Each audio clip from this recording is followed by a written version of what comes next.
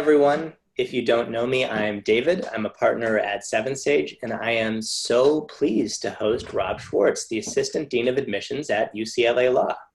I'm going to let our colleague Selene Steelman introduce Rob from the shadows. Sure. Hi, everyone. I'm Selene Steelman, and I'd like to introduce Rob Schwartz, Assistant Dean of Admissions from UCLA. He joined the UCLA School of Law in October 2006 after serving for 11 years as the Dean of Admissions at the Benjamin N. Cardozo School of Law of Yeshiva University in New York City. As a 1992 graduate of Cardozo, he practiced law for several years before entering the law school admissions profession. And Rob has served on a number of law school admission council committees, and most recently completed service as Secretary of the Board of Trustees for the Law School Admission Council. Thank you so much for joining us here at Seven Sage, Rob. Thanks, Selene. Thanks, David. It's great to be here. Yeah, Rob, could you just start by telling us a little bit more about UCLA Law? Sure. Well, I could tell you a lot about it. And I think what I'll start out by saying is I encourage anybody who's in the area or who's going to be in the area to come by for a visit and see the place for themselves. I think there's a lot of great law schools out there and students have a lot of choice. And I think it's really important to visit the places that you're considering. So we offer the opportunity to come for a tour and to sit in on a class and to meet with one of us in admissions. So we are happy to host you anytime you're in the area. But, you know, I guess just a brief summary would be this. We're first of all located on the campus of UCLA. It's, for those that haven't been here, a really beautiful, beautiful place. We're about 7 miles, I'd say, from the Pacific Ocean, from Santa Monica. We bring in about 300 students every year. You'll find at most law schools you take very similar courses in the first year. But there's two programs I would highlight that are different here in the first year. The first is a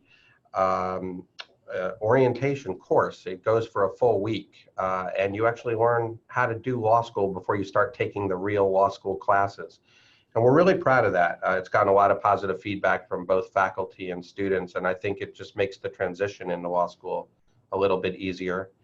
And then in the spring semester, students get to choose an elective. It's in a small group of about 20 students in a wide variety of areas that they might be interested in, whether it's environmental law or international law, wide range of courses for people, international law, just to get themselves exposed to different areas. And then in the second and third year, it's kind of the opposite. There's about 200 classes to choose from. I think it's the hardest part about going to law school is deciding what to take in that second and third year. There's seven different areas where you can choose to specialize if you want to. Areas like business law and entertainment law, international law, a critical race studies program, public interest law.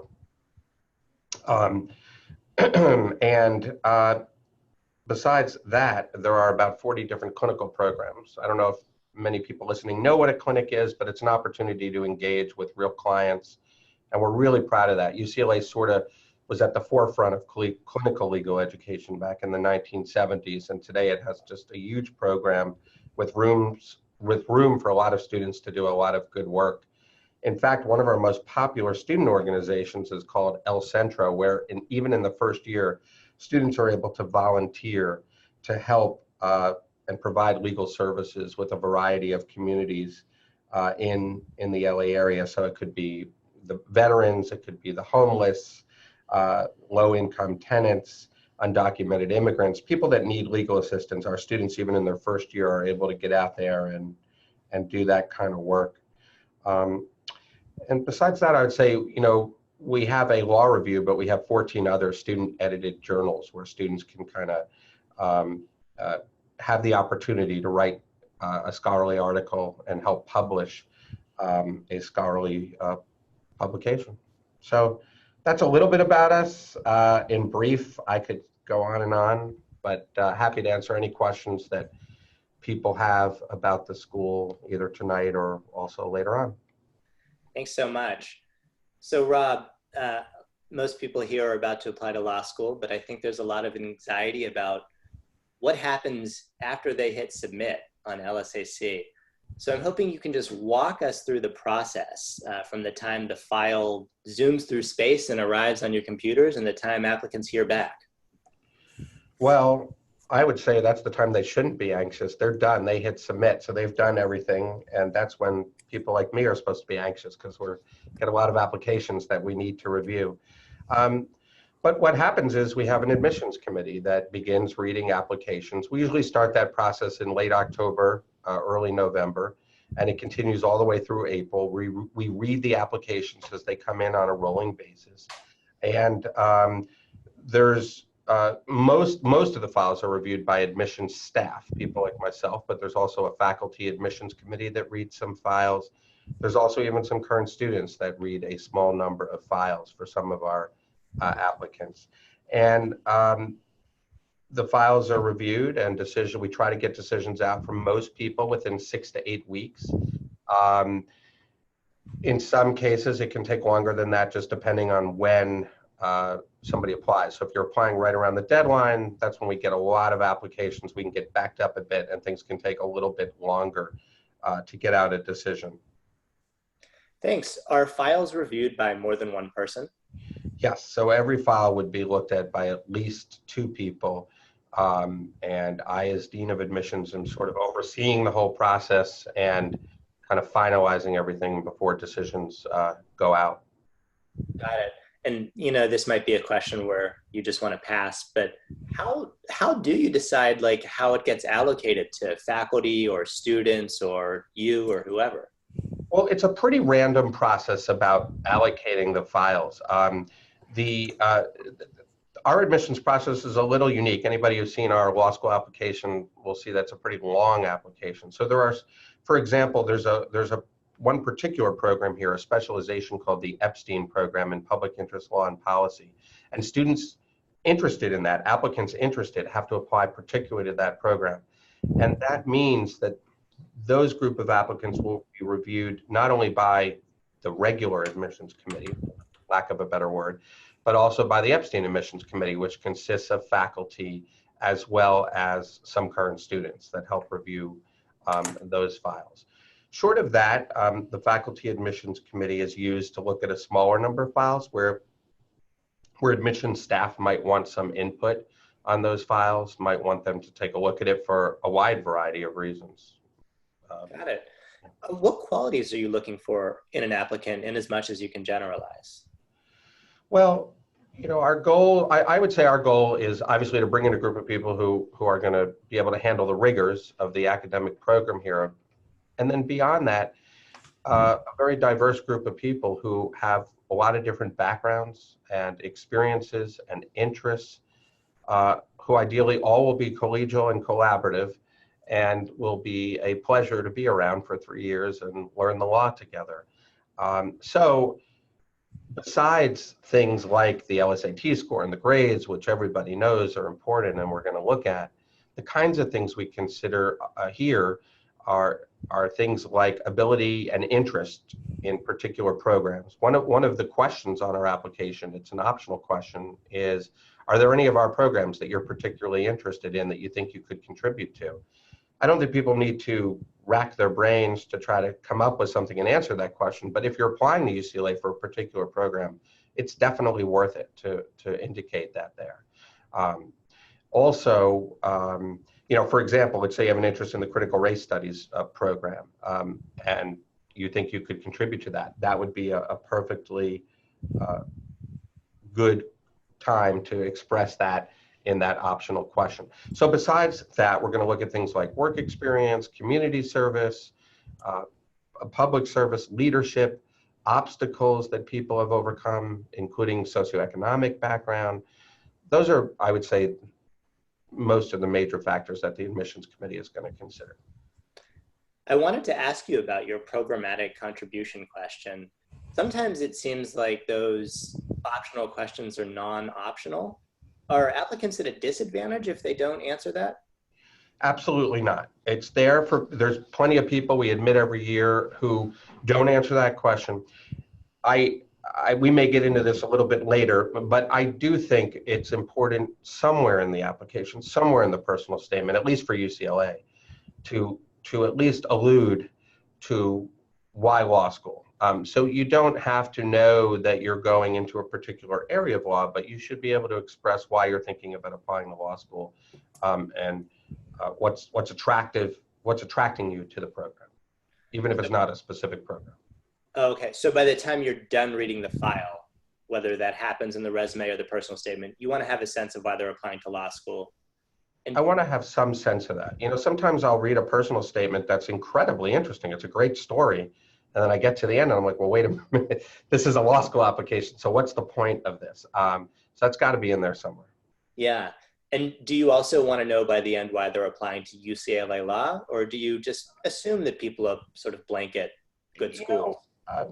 It's a good question. And I think everybody on our committee might feel a little bit differently about that. I think if you really are interested in UCLA, you don't need to be shy or modest about that on the application. On the other hand, we're aware that people are researching and investigating a lot of law schools, applying to a lot of law schools, and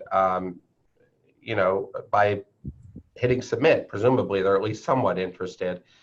So I don't think it's essential that they go into depth about that. But if you want to, I certainly don't see it as a negative at all. Got it. Rob, we all know that 50% of the people below your LSAT median, your LSAT median means that 50% of your accepted students are below it, 50% are above it. How often does it happen, though, that a student below both the LSAT and the GPA median gets accepted? Well, one of the things we do is we publish through the official guide to U.S. law schools, which is accessible at the LSAC, the Law School Admissions Council site. Schools have an option whether or not to include a grid there about their applicants, and it's a very specific grid which lists LSAT scores in relatively small bands and GPAs in relatively small bands. So there's no secret to any of this. Anybody can go on there and can plug in their numbers and say, oh, I have an 8% chance of getting into UCLA based on what happened last year, or I have a 92% chance, right? And so off the top of my head, I don't know the answer to your question, but I could look at that chart and then answer it. The majority of the students who enroll certainly are what many people would call splitters, right? They have one variable of those two above our median and the other below. So most people have an LSAT score higher than the median, a GPA below, or vice versa. There are some people who enroll who have both numbers above, and that's a smaller number, and probably a similar number to that have both numbers below. Got it. Do the essays matter more for those students who are splitting your medians? Well, I wouldn't necessarily say it matters more for people that are splitting the medians, because that's the majority of our students. So, it matters equally. I guess another way to answer that would be, not everybody who applies who has numbers above the medians is offered admission. And so why might that be? One reason might be that the personal statement was problematic, either with grammatical, usually I would say with some pretty serious grammatical mistakes, or just some very awkward story there. So it's not going to happen a lot, but it does happen. So I would say it matters for everybody. Could it matter more for people whose numbers are both below the medians that get admitted? Possibly, right? I think that in those cases, perhaps it was a really stellar personal statement, or more than the statement, what it's saying about the person, or other factors in the file that I described earlier, ability to contribute to programs, or obstacles overcome, or work experience that's discussed, that led the admissions committee to think that this is somebody we'd love to have at the law school. All that said, LSAT and GPA is important. You'll see that by looking at our grid, right? That's not a surprise to anybody. Law schools are ranked, and part of the way they're ranked is by their median scores. So we have to pay attention to that, which is unfortunate, right, in some cases, because the LSAT is obviously a good measure of overall of success in the first year of law school, but small differences in scores certainly shouldn't play that big of a role in the admissions process.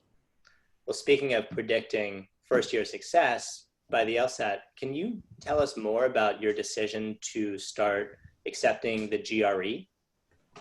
Sure. It was a law school decision, not just my decision, a faculty decision. And so I'm sort of speaking on behalf of the faculty here.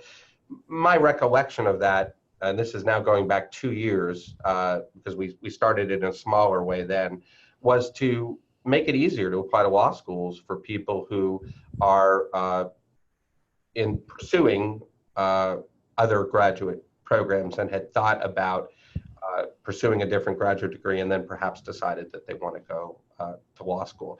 I really think that was the major crux behind it. Most of our applicants, even now that we've had a full year accepting the GRE, are still taking and submitting the law school admissions test. And that's what we expected. Yeah. Do you think that, I guess the simple way to ask this question is, do you think it's easier or harder or the same to get into UCLA with a GRE score? And I guess a more complicated way of asking it is, if an applicant has like a 95th percentile GRE score, are they sort of in the same boat or at a disadvantage or an advantage to someone who has a 95th percentile LSAT score? It's a good question. I think I'd want to counsel that individual. I'd be happy to talk to that person because I'd want to know, I think, a little bit more about them, right? I'd want to know about their undergraduate grades. I'd want to know if they're in a graduate program, if so, where, how they're doing. But absent any of those other facts, I still think, if given a choice, I think a 95th percentile LSAT score, all things else equal, might be more impressive to the admissions committee. But again, that's why I want to talk to the individual, because I wouldn't necessarily recommend that they go run out and take the LSAT because of that. So I'd want to get to know a little bit more about it. That makes sense. Hopefully that helps. It's so hard to answer these hypothetical, as in just like a hypothetical, but that's my sense. Right. Okay. Yeah. Well, thanks for that.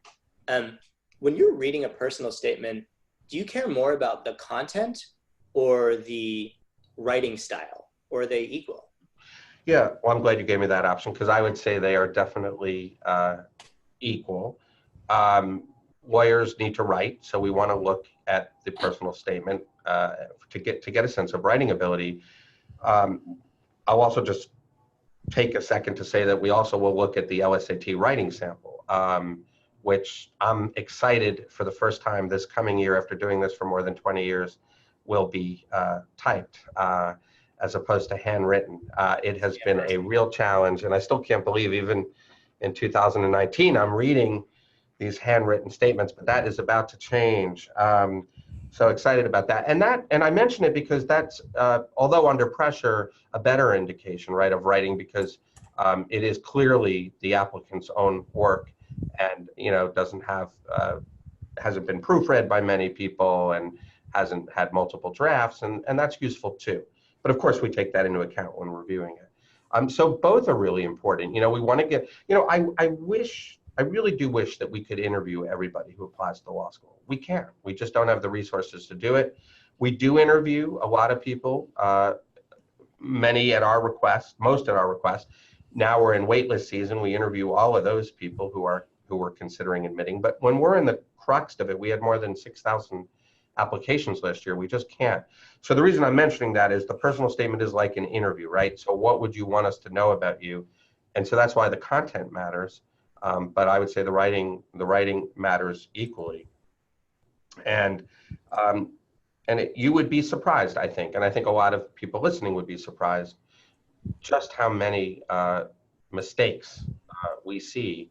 The most common one being mentioning the name of another law school at the end of the statement. These are the reasons why I want to go to another law school. And you're like, oh, and I know it's so easy to do because we know you're applying to a lot of law schools, and we can't not admit anybody who does that, but it really doesn't reflect well. And if you just take a few extra moments and carefully check before you hit that submit, you can avoid something that a lot of people do. Yeah, that's helpful to know. I think a lot of applicants also wonder if they should write diversity statements, if they feel that they don't meet like a strict definition of diversity. And UCLA law is actually somewhat unique. Last year, it looks like you specified, you gave two prompts, one for a disadvantage statement and one for a disability statement. Would you encourage students to submit sort of more optional diversity statement if they can't respond to either of those two prompts about, I don't know, growing up with adopted siblings or something? Yeah, it's a good question. We're actually going to expand upon the sorts of things we're looking for there in this year's application. So there will be a little more detail there. But we can never come up with every possible example of things the admissions committee would be interested in seeing.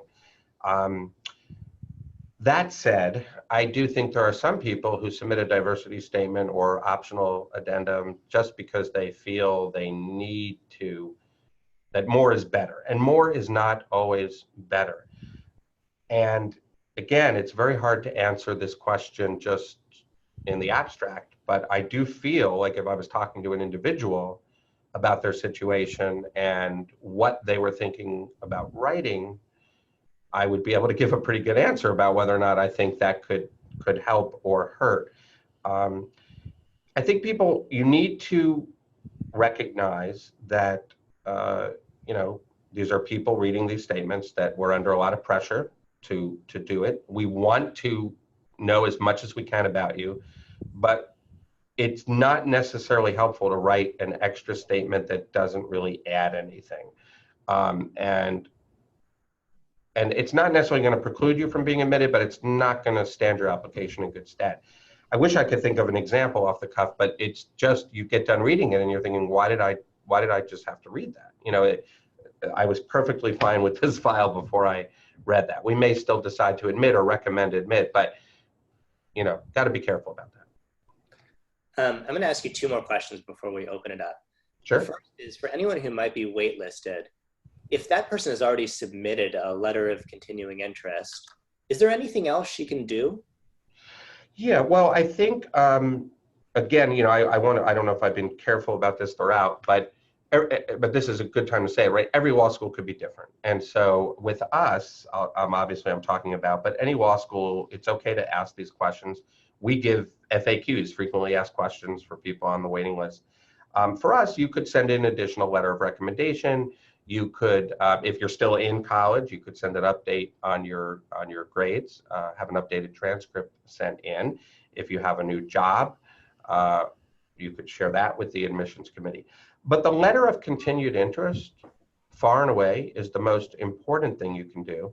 And it doesn't have to be, again, at least for us, extensive detail about why you want to go to UCLA. I think that could be helpful the first time. But if you're then going to write another one in a few weeks, and we suggest doing it about a monthly over the course of the summer, it could just be, hey, for the reasons set forth previously, I'm still here, I'm still interested. Because when the committee has spots, we don't have a lot of time to make those decisions. And we're fortunate to have a good number of people on the list who want to come. So we want to look at those and focus in on those who are interested, as opposed to somebody who maybe was offered a spot on the waiting list in February, and then we haven't heard from them, and now it's June. Got it. My last question is this. If an applicant is concerned about paying for her law school education, and really who isn't, what can she do from the very beginning of the process when she's applying in the fall to, maximize her chance of getting a nice scholarship? Well, I think we could talk about that, I think, for an hour. There's so much to say about that in law school admissions, but my relatively short answer would be this, that to maximize your chances, you've got to apply to a variety of law schools. And you still need to do your research, I think, up front, but generally speaking, schools are going to make scholarship awards either based on pure need, merit, or some combination thereof. We are a combination thereof. And so you're generally going to, absent need, right, you're going to get more scholarship money at law schools where you're admitted, where your LSAT scoring grades are higher than their median. So that's how I would say you would maximize your chances of getting significant scholarship assistance. Great. Thanks so much. I'm sure that all of our attendees have a lot of questions for you. So I'm going to open it up. And if you have a question for Dean Schwartz, It would be great if you could just raise your hand. We like to call on people and hear from you yourself. So let's just start. Oh, sorry. Hold on, that's not going to work. Okay. To promote Chiara to panelist, to call on her. Hi, Chiara. Whoops. Hello. Hi, how are you? Good, thank you. How are you? Good. Hi. All right. So my question is in line with what we were just talking about regarding scholarships. And I was wondering if the best way to receive a full tuition scholarship at UCLA will be to apply either through the Law Distinguished Scholars Program and the Law Achievement Fellowship Program, or if there are other possibilities to get full scholarships. Wow, you've done your research. I'm impressed. Right now, those are the only two full tuition scholarship programs that we offer at UCLA. The Distinguished Scholars Program, which is a binding scholarship program. So you need to know that if offered full tuition, this is where you want to be. Or the Achievement Fellowship, which is not binding. You can apply a little bit later in the process for that. But those are the only two for full tuition. But about 80% of our students get a scholarship. And so there are other significant awards that are given to students, just not quite full tuition, but it can be close. Okay, and then for the Achievement Fellowship Program, would you say that you give preference to people that have overcome more difficulties rather than someone that just has academic merit? Well, I don't know if I would say more, but I would say overcoming adversity is a key component of the Achievement Fellowship. Nobody would be admitted to the law school that we didn't think had academic merit. But maybe put another way, I would say overcoming adversity would be more important if I had to pick one factor than the other than grades and test scores. Although those, of course, are still going to be very relevant. Plus, every finalist for that program is interviewed by a committee of faculty and staff and alumni. We do it in different cities around the country. I encourage people who have overcome adversity, take a look at that on the website. We give some examples, and again, it's not a binding program. So, if you're interested in UCLA, especially given a full tuition scholarship, it's worth applying for. Perfect. Thank you. You're welcome. Thanks for your interest. Of course. Thank you. Okay, I'm going to call on Darlene. You can unmute yourself and ask your question. Hi. So I'm reapplying to law school, and I wonder if you have any tips for reapplicants, especially regarding the essays. Sure. Well, first of all, I think it's not necessarily a bad idea, Darlene, to check in with the individual schools that you're reapplying to, and hopefully meet with an admissions person to ask them for their own individual advice and guidance. Here at UCLA, we would welcome the opportunity to counsel anybody that's reapplying. The unfortunate reality is that most people that reapply here get a similar decision. So if you're denied admission the first time and you reapply, you're unfortunately, it's no guarantee of that. And we make sure that the file is reviewed by different members of the committee, but it just tends to be the case. Not always, there's always exceptions. So we would want to counsel you more on what can we do, what could you do to have a better chance? And the major thing is going to be a change in LSAT score or GRE score or grades if you were still in school. Because if you're just applying a year later, chances are other things haven't changed that much. If it's a couple of years later, maybe there could be more with regard to work experience or things like that. So we would welcome the opportunity to counsel you on that, because at the end of the day, the advice might be, think about going to a different law school. And then if you still remain interested, think about applying to transfer too. But specifically to get to your question, which I didn't do, on essays, whether or not to redo an essay or not, I think if there's new circumstances, then maybe you want to update, maybe an addendum. I don't think you necessarily have to write need to feel like you have to write another whole new personal statement from scratch. but you certainly can do so, but I wouldn't feel compelled to do so. And I had another question. As a reapplicant, will applying early decision help more, especially since like I am eligible to receive free tuition at a UC Law School under the Calvi fee exception for veteran dependents. So I was wondering if applying early decision would help, and mentioning that it's one of the reasons why UCLA is my first choice. Wow, you guys have done a lot of research and very specific. So yeah, I do think applying to the early decision program can increase your chances of admission.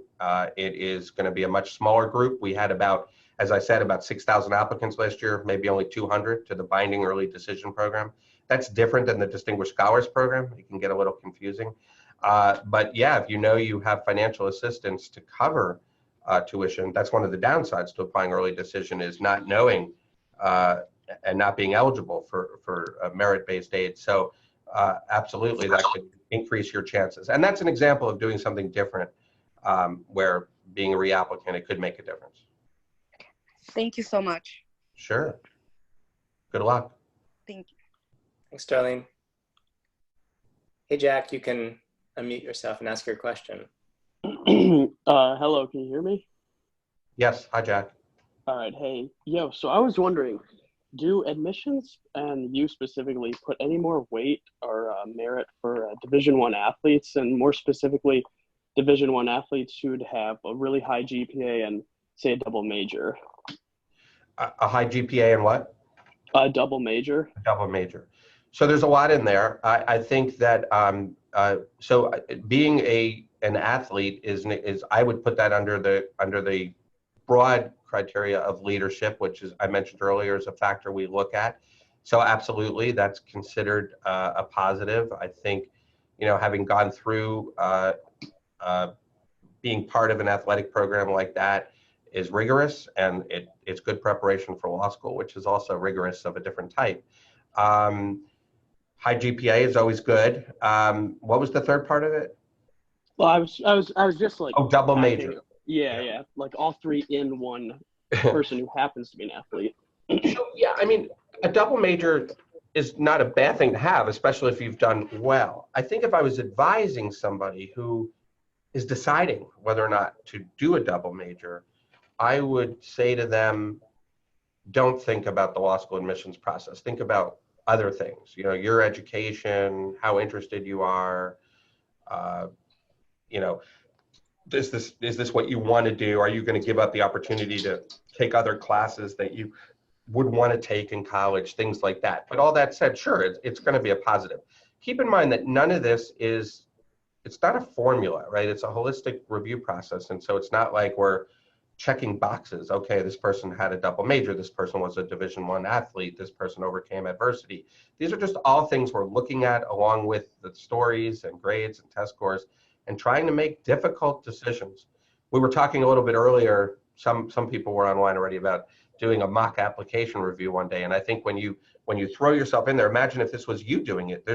It's very difficult to make these decisions, and there's no right or wrong answers. And that's why you have to apply to a wide variety of schools and give a lot of thought to the process of where to apply. I hope that helps.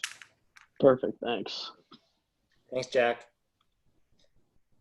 Maiya, you can unmute yourself. Are you there? Yeah, hi. I was just wondering if you could tell me a little bit about what the application process is like for internationally educated students. I grew up in the USA, but I went to college in the UK, and I've heard that the GPA is unreportable after it's translated. So how will this affect my chances? Right. Well, so nice to meet you, sort of, Maiya. So great question. And so you still sign up for the Credential Assembly Service, which is a package you get through the Law School Admissions Council, and they will analyze your transcripts. They will not, you're right, they will not report a GPA to us. I think it could be helpful in a case like that for you to provide us, if you want, with an addendum talking a little bit about, if you want to, about the grading structure and things like that. But otherwise, we're just going to look at the transcript and try to evaluate it as best we can. We admit students who were internationally educated every year. You know, the LSAT could be more important in a case like that. Not absolutely so, but it could be. Great, thank you. You're welcome. Good luck. Thanks. Thanks, Maiya. Sam Smith, you can ask your question. Hi, Sam. Hello? Hi, Sam. Hey, I had a quick question about kind of making a decision about what kind of like program during law school that you want to study and how that relates to like the admission process. So recently I got a great opportunity to go to a law firm out in Kansas City, Missouri, to talk to lawyers about the decision to do the specific program that they do now. And I was just trying to figure out, because I know that there are certain schools such as UCLA, which has like very specific programs which are very tailored to going into a certain field, but during that application process, is it like a really big advantage, or does it matter at the same rate if someone knows which program exactly they want to do, or if they're just open-minded to doing anything? Yeah, I mean, I think first of all, it's important for you to be yourself in the application process, and that way you'll find a good match, hopefully, with another school. But I think first of all, people that do apply, that say that they want to do this or that, that's what they think they want to do. They're not entirely certain, right? Entertainment law is one of our specializations at UCLA, given that we're here in LA. And a lot of people think they want to do that, but they've never taken contracts yet, right? Which is a big part of entertainment law. So they don't know for certain. And you can oftentimes, just like many of you probably did in college, change your mind about what you're interested in and what you want to major in. So there's absolutely nothing wrong with going to law school with an open mind, not being certain what area of law you want to get into. And there's nothing wrong with, during your upper years in law school, taking a wide variety of classes that will expose you to many different areas of the law. So I don't see that as a disadvantage at all. Okay, excellent. Because I'm in a situation where I'm looking specifically at schools, and maybe not as much ever since I kind of heard that, looking at like schools that have really good intellectual property programs, because that's a certain area of study that I'm particularly interested in. But of course, you know, I'm in that crux because during college, I switched my major 2 times. I didn't know exactly what I wanted to do, so I thought that it could have always changed. And I didn't know if that was going to constrict me too much if I decided, okay, I only want to look at schools that do well with this program and stuff like that. And like, especially, you know, how they relate to if I get accepted more at a certain school that does that. Right. Yeah, I mean, I think if you have an idea of an area that you're interested in, it absolutely makes sense to look at the curriculum of the law schools you're looking at and to make sure that they have some depth in that area. Mm-hmm. You know, so that it'll be there for you to experience, but just recognize that you may change your mind as you go through. Excellent. All right. Thank you so much. Good luck, Sam. Thanks, Sam. Rob, I want to ask some questions from the question box. Okay. Derek asks, how do you view the GPA of applicants from a school with GPA deflation and a difficult major like computer science? Yeah, it's a great question. So we do take that into consideration, the major. One piece of information we get from the Law School Admissions Council when they produce your what's called your CAS report, your Credential Assembly Service report, is both your cumulative GPA and your major GPA, and how that compares to applicants to law school at that school over the last few years. So we do have a pretty good sense for most places of you know, where there might be some grade deflation. But one of the questions on our application is optional, but says, is there anything you want to tell us about either your standardized test taking history or your academic performance? And it's there where you could write some extra words about your grading curve. Anything you want to share with the committee, we are interested in hearing that. That's where you would do that. And you know, like I was saying earlier, this is it's a holistic process. We are absolutely taking the rigor of the course and the major into effect. But I think it's important also for law school applicants to understand, who look at law school rankings, right, that we, again, as I mentioned earlier, we're ranked based on median GPA. We're not ranked on, oh, well, you know, are you given credit even though your median GPA is lower because you have people who were from schools with grade deflation or who were in a science major. And so we're trying to balance all of these factors. I just want people to understand that they're all factors that matter. So yeah, being grade deflation, being in a science major or computer science, for example, where grades are lower, is something the committee is going to consider. On the other hand, we have to make sure we pay attention to what our median GPA is going to be at the end of the day. Thank you. So this person who wishes to remain anonymous asks, have you ever read a personal statement from an otherwise really strong applicant above the medians that made you reject them? We know the answer is yes. And what things in the personal statement can have this effect? And I'm just going to add, other than some things you've already mentioned. So other than being sloppy, other than mentioning the wrong school or typos, are there other things that can make you reject otherwise very strong applicants? It's a great question. I think I have to be careful here because I don't want to give away too much information. But, this is what I'm going to say, just maybe an inappropriate personal statement without giving an example. And I'm sorry that that's not maybe that helpful. But the advice would be to have people look at this. People that don't, obviously you can't stop a stranger on the street, but you can ask somebody that doesn't know you that well and to ask them to do you a favor and to say, look, you don't know me all that well. You have just a few minutes to get to know me. What do you think about this? And I think if you're writing about a topic that could be controversial, you need to be a little bit careful. On the other hand, you have to be yourself and who you are. So we've had people just write about topics that just don't seem appropriate for a personal statement. Maybe there's some graphic, inappropriate language. People could probably use their imagination to come up with some of these examples. I'd rather not get too specific. Sure.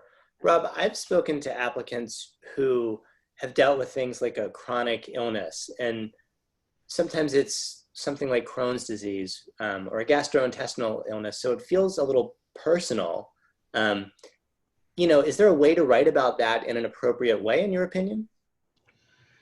This is always the dilemma, right, in a law school application. I mean, it's not like the document is becoming public and, going to be shared with, many people. I think to the extent, though, that you're comfortable sharing, one of the questions on our application, again, which is optional, is any disabilities or any obstacles you've overcome.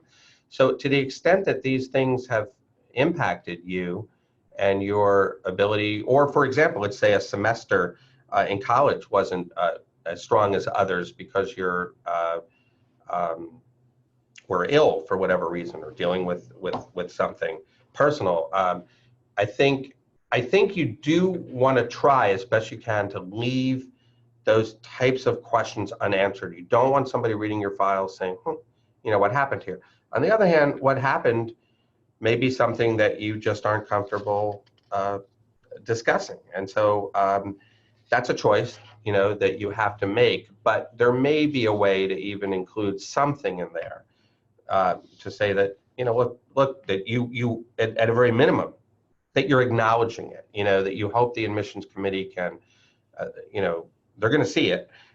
So can put less weight on that. You were dealing with a very personal issue that has since resolved itself, as is shown, and you are ready for law school work. But just the fact that you're acknowledging it, I think could be helpful.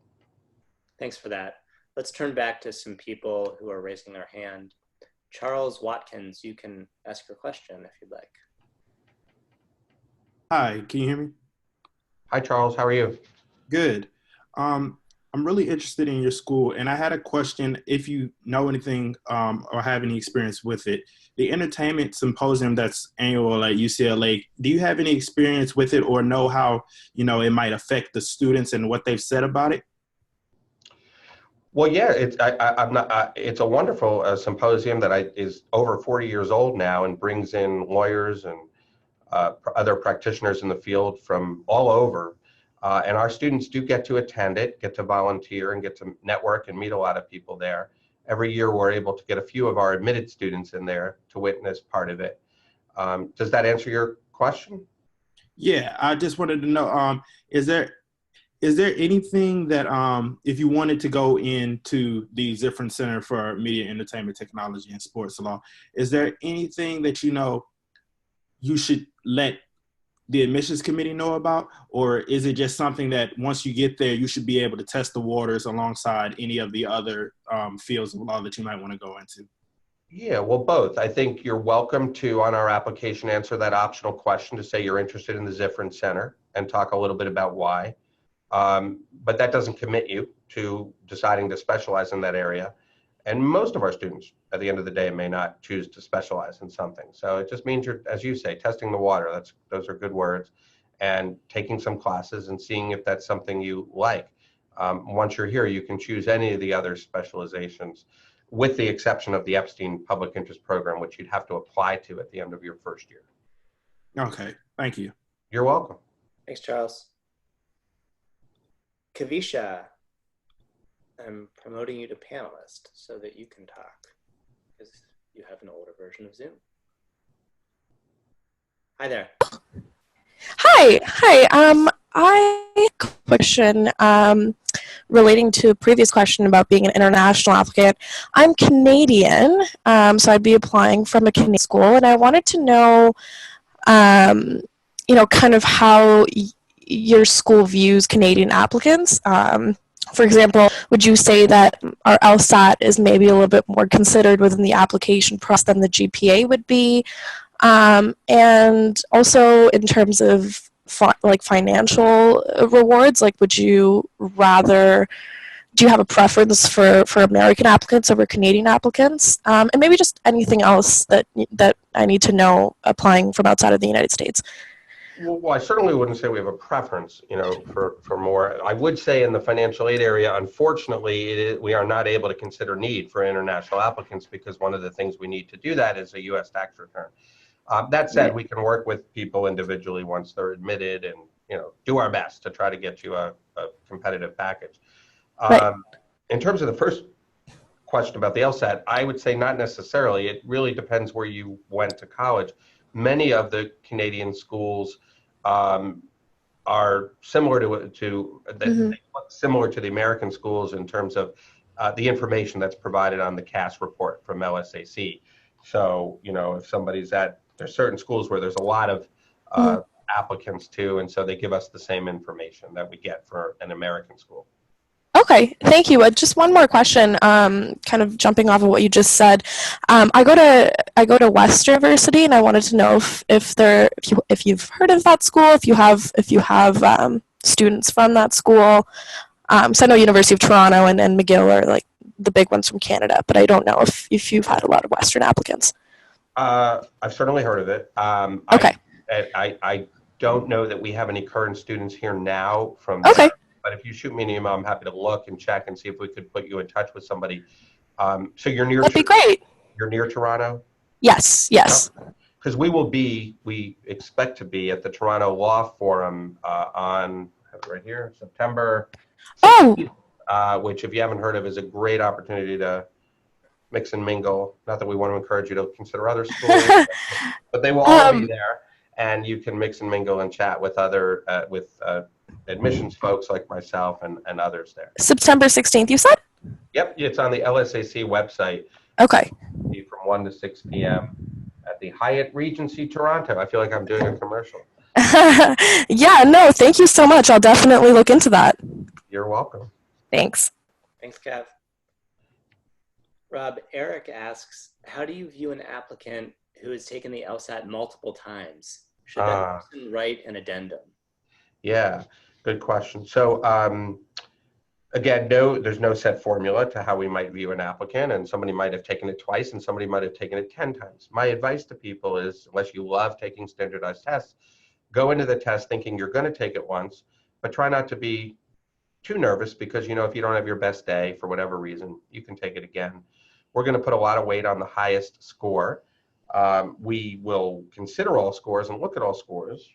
Why do we put a lot of weight on the higher score? Because that's the score we ultimately report to the ABA and for ranking purposes. That said, if you take the test a lot, that doesn't necessarily reflect, we kind of wonder then what's going on and why are all these scores all over the place and what's happening. So I think you want to do it sparingly. 2 or 3 times is fine.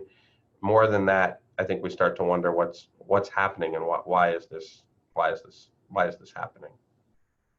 Got it. Another anonymous attendee asks, would it be of any benefit to have a letter of recommendation from a UCLA Law alum? So great question. We didn't talk about letters of recommendation, and I think we are we leave it open to you who to submit the letters from. So we require 2 letters, and we leave it to your judgment as to who's going to write the best letter. And I would answer this question as I would about any advice about who to write the letter. It really doesn't matter all that much who's writing the letter, but what they're saying and how well they know you. So if a UCLA Law alum knows you really well and writes an incredibly strong letter, that's great. I would say that's better than somebody who knows you equally well and would write an equally strong letter and is not a UCLA Law alum. But if you got somebody else out there who knows you better, who's going to write an even stronger letter, then that I would go with that. So, it's the context, right? If the UCLA Law alum was your neighbor, I'm just making this up, growing up, and they say you seem like a nice person, and, but they haven't really seen you demonstrate any of the skills you're going to use in law school or as an attorney, that's really just more like a personal reference and not all that helpful. So I hope that answers it. Great. Another one from the box. Are postgraduate, like master's degrees, considered? Also, are military academy grades considered differently given the unique rigors of those programs? Okay, so 2 questions. The last one first. So yeah, sure. Again, I think it's similar to what we were talking about with perhaps STEM majors, people that have lower grades. We see that from many military schools, but you're also welcome to include your own detailed information on that. And the first one, again, I'm sorry, was? The first one is, to what extent do you consider postgraduate degrees? Yeah, so advanced degrees. I would give a similar answer to the double major, right? That it's a plus, but if you have an advanced degree and you've done well, great. But if you were saying to me, I didn't do very well in undergrad, I think I'm going to go off and get this advanced degree. I think I can do really well there, and that's going to help me get into law school. I'd say that's crazy. Don't do something like that just to get into law school. But sure, it's going to be considered a plus in the admissions process. Great. Fiona, do you want to ask your question? Hi, Fiona. Hi. I was wondering if you're a reapplicant, should you have like an essay about being a reapplicant? Like, for instance, if you do better on the LSAT, and should you use the same personal statement? All good questions, all hard to answer, perhaps without knowing a little bit more about your overall file. But I guess if I was giving general advice, it's hard, right? You could use the same personal statement, but I think if there's things that have changed in the year that you want to update us on, it's important to do that as well. Certainly, if you're doing better on the LSAT and you have a reason for that, you should include an addendum on that. We asked that question, is there anything you want to tell us about your standardized test taking? So you could certainly say, I wasn't, feeling well on the first day, I was nervous, there was a motorcycle convention outside the window. We had that one year. Whatever it is, feel free to share those circumstances with us. You don't want to leave us guessing, is I guess my best advice. I hope that helps. Yes, it does. Thank you very much. Sure. Thanks, Fiona. Rob, we've got a wonky question in the box that I love. Okay. Does the distance from the median or the 25th/75th percentiles matter? For example, if the 25th percentile GPA is a 3.6, is there any difference in your eyes between a 3.4 and a 3.1, given I think that the 3.4 and the 3.1 are not going to change what you report to the ABA? Yeah, exactly. So, right. I mean, I think, I don't know if fun is the right word, but, in selecting the candidates, right, that are going to be below the median, since we have to pay attention to these medians more than I think most admissions people, I can't speak for all admissions people, but I think more than many would like to, you can have a little more fun, in quotes, right, with admitting those that are going to be below. And so the short answer is, no. I mean, it doesn't have any impact on that. So all the other factors that we were talking about matter more, right? Where is the 3.1 and Where was it earned? When was it earned? What was the trend of the grades? What was the major? What kind of work experience is there? All the other things that we might, how are the recommendations? All of these things are factors that are going to go in to that. And how do we, and ultimately, how do we think that person will perform academically? That's a nice sort of silver lining for people who are below the median. Maiya Roddick, do you want to ask your question? Yes, hi. Hi, Brian. Hey, how you doing? I was gonna ask, at UCLA, would you guys look down upon applicants who are younger and maybe completed their undergrad in 2 or 3 years? And if you do look down on them, what would you say that they should do to increase their chances of admission outside of GPA or LSAT scores? Yeah, great question. We didn't talk about that at all. I first of all, no, we would not look down, to answer your question. Of course, I have said work experience matters, and it does. But if you know that you want to go on to law school and you've graduated college in 2 or 3 years, and this is what you want, it's what you've always wanted, you're diehard going to law school, there is no reason why you should not apply. But we do have less generally to evaluate you on than we might somebody who's been out of school for 10 years. So, right, there's going to be less work experience, so the grades and the test scores may matter more along with the recommendations. But I would say about 1/3 of our class right now comes right out of undergraduate school. So that's not an insignificant number. It's still a good chunk of people. And we can still look at things like leadership, community service, summer work experiences, things like that, that'll be important. So you might want to highlight some of those. But if this is what you want, I see no reason why you shouldn't go for it. I hope that helps. Thank you. Yeah, it does. Thank you. You're welcome. Good luck. Thanks. So we've got a converse question from anonymous attendee who asks, to what extent have you personally observed prior work experience determining one's success in law school? Personally observed. Well, we do look at how our students do that we've admitted, to the extent that can help us predict future. I think my sense, this may be too general though, is that students who return to law school, who have been out in the working world for a while, who have had a job,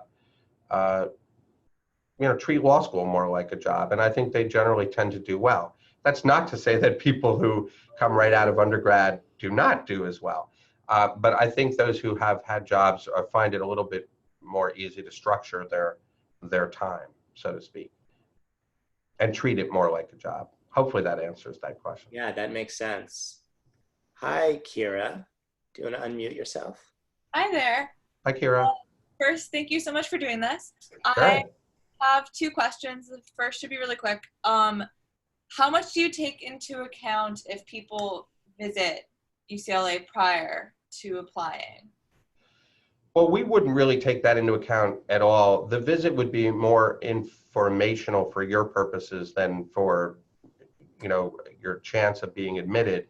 And even if you meet with me or another advisor, it's not really a formal interview, although I guess my advice would always be to, behave.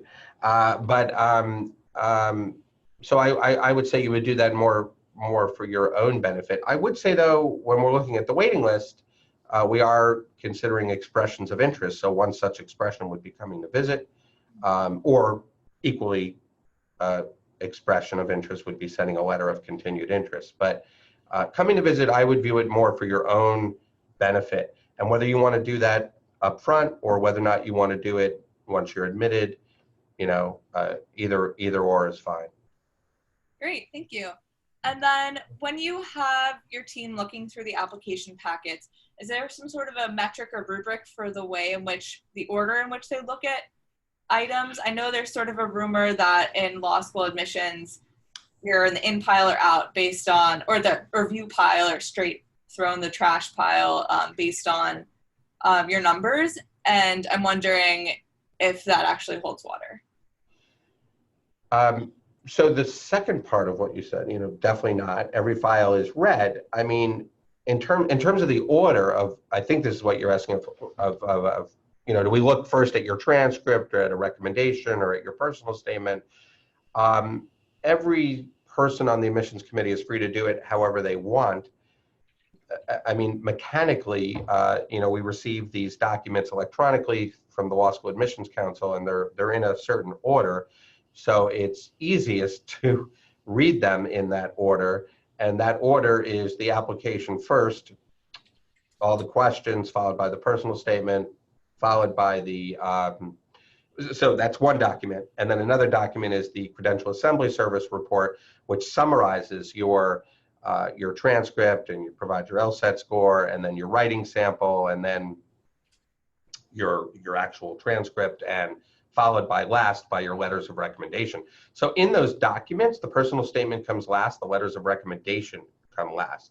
Personally, I switch it up during the course of the year. Not that you guys should feel so sorry for me, but imagine if that was your job and you're reading all of these things.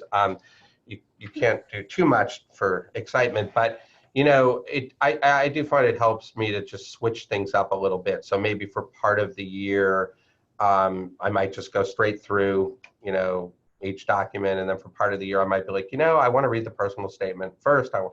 Before I even know anything else, I want to just take a look at that and see what that is. And other times of the year, just look at the LSAT first, and mix and match. But it's harder, right, to be honest, to do that because you have to scroll through the documents. But we don't have any set policy on it, is the bottom line. And we look at everything carefully. Look, that said, if somebody has a 120 on the LSAT and a 1.8 GPA, somebody's going to pick up that file and they're going to read it, and they're going to read the personal statement, but it's going to be hard to get admitted. There's going to be something incredible in there. Got it. Okay, thank you so much. Sure, I hope it helps.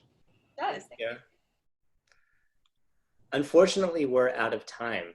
It's 10. So, Rob, I want to thank you so much for coming and for sharing more about UCLA law and the admissions process and just answering question after question. You must have felt like you were taking 100 swings. Hope your shoulder's not too sore. Yeah, you're welcome, David. I really appreciate the opportunity to do it. I can't believe how much interest there was. I'm happy to provide my email if you think it would be helpful for people if they want to follow up. Although it is on our website, so it's not like it is publicly available, but it's just schwartzr at law.ucla.edu, and I'll do my best to answer questions. There are I see 180 of you on here now, so if I get 180 emails tomorrow, it might take me a while, but we'll try to do my best to get back to you and answer any extra questions that you guys have. Thanks for that offer. That's really generous of you. Sure. Okay. Thanks for your time, and have a good evening. Have a good Thanks, evening. Rob. Yep. Take care, Selene. Thank you for everything. Yep. Bye-bye. Bye. Thanks for coming, everyone.